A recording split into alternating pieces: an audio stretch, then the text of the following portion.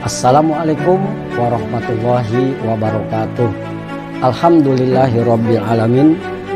Asyhadu alla ilaha illallah wa asyhadu anna Muhammadan abduhu wa rasuluh.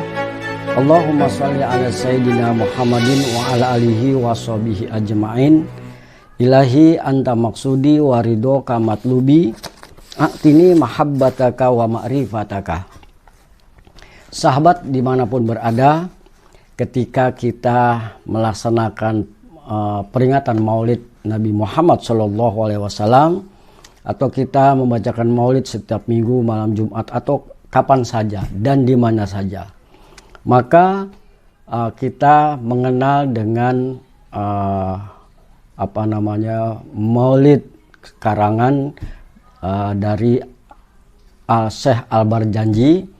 Disebut yang pertama adalah Maulid Al-Barzanji, kemudian Maulid Diba, kemudian Maulid Simtud Duror, dan Saroful Anam. Nah, ini yang sering kita dengar. Nah, untuk pengarang atau penyusun daripada Maulid Diba yang sering kita baca pada saat Maulid itu, memiliki kemuliaan, kebarokahan masing-masing.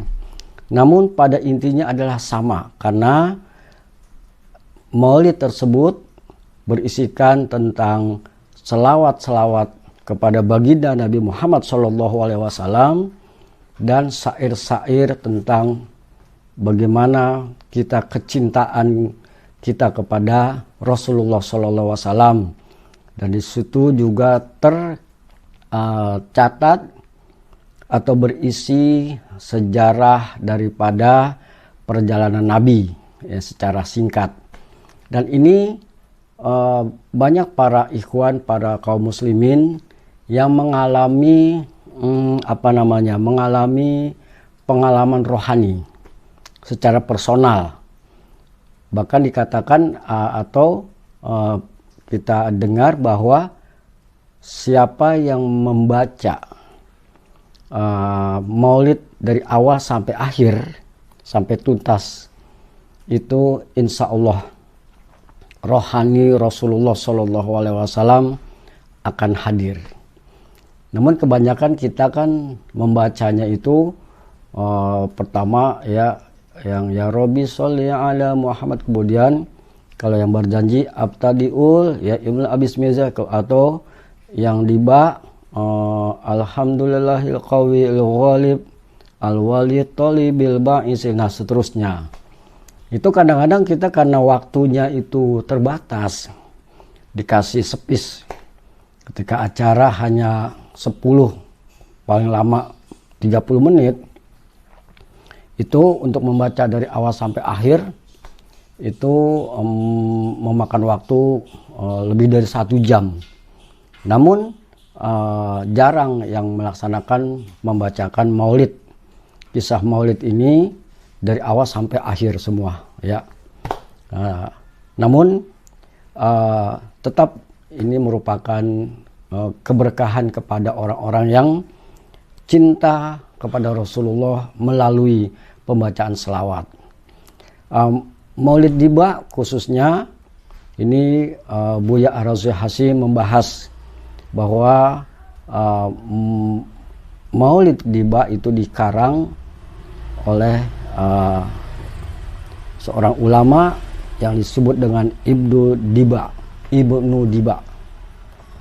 Beliau memiliki nama lengkap yaitu Wajihuddin Abdurrahman bin Muhammad bin Umar bin Yusuf bin Umar As-Saibani Az-Zaibidi As-Safi'i. Beliau memiliki gelar Abu Fajar dan kita kenal dengan sebutan Ibnu Diba. Nah, ini karangan, kalau kita lihat di buku Rawi, buku Barzanji, ini ada buku Maulid, kumpulan ada 3 selawat, 3 Maulid, kisah Maulid. Nah, Ibnu Diba, beliau pernah difitnah atau dituduh sebagai orang Syiah. Nah, Buya Arashi mengupas ini ketika beliau menyampaikan ceramah hikmah maulid di Kota Bekasi. Lengkapnya yuk kita saksikan. Imam 12 ini ulama sepakat tidak mengkafirkannya, cuma sepakat juga tidak menganggapnya benar. Ya, pastinya yang mengatakan begitu ulama ahlus sunnah.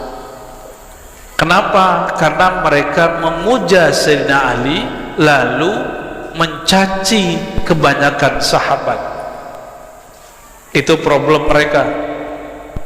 Lalu ada Syiah ketiga, bukan Syiah Imam 12, disebut Syiah Zaidiyah. Syiah apa? Syiah Zaidiyah itu pengikut zuriat Sayyidina Ali, Imam Zaid. Cuma akidahnya Zaidiyah ini mirip dengan kelompok yang mengedepankan akal, namanya Mu'tazilah. Belakangan berubah. Ini yang banyak sekarang di Yaman. Namun kalau ngajinya di Tarim, insya Allah pulangnya jadi ahlus. Cuma kalau yang satu lagi saya nggak tahu itu. Pulang-pulang mungkin menjadi Syiah Zaidiyah. Tapi dulu nih ada Imam Wahabi, namanya siapa? Bin Baz. Ada yang tahu nggak Imam Wahabi? Ini pengikut Wahabi Pak Aswaja nih. Yang paling keras membenci Syiah itu Wahabi. Kalau kita tidak mengkafirkan kelompok kedua dan ketiga, kita hanya mengatakan mereka beda sama kita. Dulu saya ngomong begitu, saya dikafirkan orang-orang pergerakan, orang-orang ikhwan marah sama saya.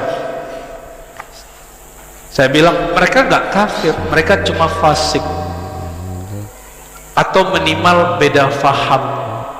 Langsung dia walk out dari majelis, dia bilang Ar-Razi kafir. Ternyata kelompok yang sekarang berjuang di Palestina manhajnya juga ikhwan, itu dipuja-puja sama dia dan bekerja sama dengan kelompok Syiah Iran dan Nasrullah, Hizbullah. Dan dia tidak konsisten. Dulu mengatakan kafir, kok sekarang kerjasama sama orang kafir. Seharusnya dia terima kalam saya, sehingga dia akan jadi konsisten. Kalau bela kelompok yang berjuang sekarang di Palestina, itu mereka tidak disuruh kelompok bid'ah. Kenapa? Karena bekerja sama dengan Ayatullah Khamenei atau Khamenei. Ayatullah Khamenei itu Syiah bukan? Apa kata pimpinan kelompok ini yang saya pernah dibully juga karena podcast? Ya, saya mengatakan saya cinta Palestina, kita juga berjuang untuk Palestina, tapi tidak sepergerakan dengan dia, kelompok itu. Bukan berarti saya tidak cinta Palestina, karena sudah ada yang berjuang lebih awal dari mereka, yaitu kelompok yang Fatah namanya. Kenapa kita nggak adil? Urusan kita kan bukan membela ormas, urusan kita bela Palestina. Kalau beda-beda ormas kan nggak apa-apa. Yang penting cinta Indonesia, ormasnya bisa NU, bisa Muhammadiyah, boleh nggak? Boleh nggak? Emang semua orang harus NU? Apa bedanya ente Wahabi? Ya, yang beda bid'ah, begitu? Nggak begitu kita. Apa kata pimpinan ormas ini? Kami anak rohani Khomeini. Ini yang ngomong pergerakan dia nih. Makanya di Saudi kelompok ini disesatkan, tapi kita tidak menganggap sesat. Bagi kita, kita cuma beda perjalanan, tapi bukan berarti beda tujuan. Tujuan kita sama. Jangan sampai karena beda perjuangan lalu kita benci-bencian. Itu bukan umat Nabi Muhammad SAW. Umat Nabi Muhammad ruhama ubainahum, saling cinta dan saling sayang sesama mereka. Kalau mereka berdebat, kalau mereka bermukhasamah, mesti segera diislah. Apa arti islah? Ya, dicari titik persamaan, jangan dicari perbedaan. dicari kebenarannya, jangan dicari-cari kesalahannya. Coba di sini siapa yang nggak punya salah? Kalau antum cari-cari kesalahan, ketemu nggak? Ketemu nggak? Saya nih cari-cari kesalahan saya, ketemu nggak? Pasti ketemu. Hari ini juga banyak salah. Jadi kalau kita mengukur orang dengan kesalahan, kita akan benci dan suudzon dengan semua orang. Berbeda aja, tapi tidak perlu benci. Nah, itu pengarang kitab ini, Imam Dibai. Beliau ini sempat dituduh Syiah karena beliau punya sanad kepada ulama Zaidiyah, tapi orang lupa dia juga punya guru Imam Ahlus Sunnah di Mekah, namanya Al-Imam Al-Faqih Al-Mufti Ibnu Hajar Al-Haytami. Pernah dengar? Yang pengarang Hasyiah dan fatwa hadisiyah, ada banyak sekali fatwa beliau, fatwa. Hampir semua ulama di Nusantara punya sanad kepada Imam Ibnu Hajar Al-Haytami. Ibu connect nggak, Bu? Ibnu Hajar Haytami siapa? Mufti di Mekkah, imam mazhab Syafi'iyah di Mekkah. Beliau ini luwes, sangat luwes sekali, dan mengerti bab ini. Murid dia pengarang kitab Ibnu Diba. Apa kata pengarang Simti Duror tentang Dibai? Siapa pengarang Simti Duror? Habib Ali Al-Habsyi. Jangan-jangan antum kelompok pembatal nasab ini. Ya, saya nggak ikut-ikutan ya, sebatas debat ilmiah oke-oke aja itu. Tapi kalau jadi benci-bencian, itu bukan laisa minna. Umat Nabi Muhammad rohama'u bainahum. Ya kalau satu sepakat ini Habib, satu nggak ada masalah sama kita. Yang penting umat Nabi Muhammad SAW.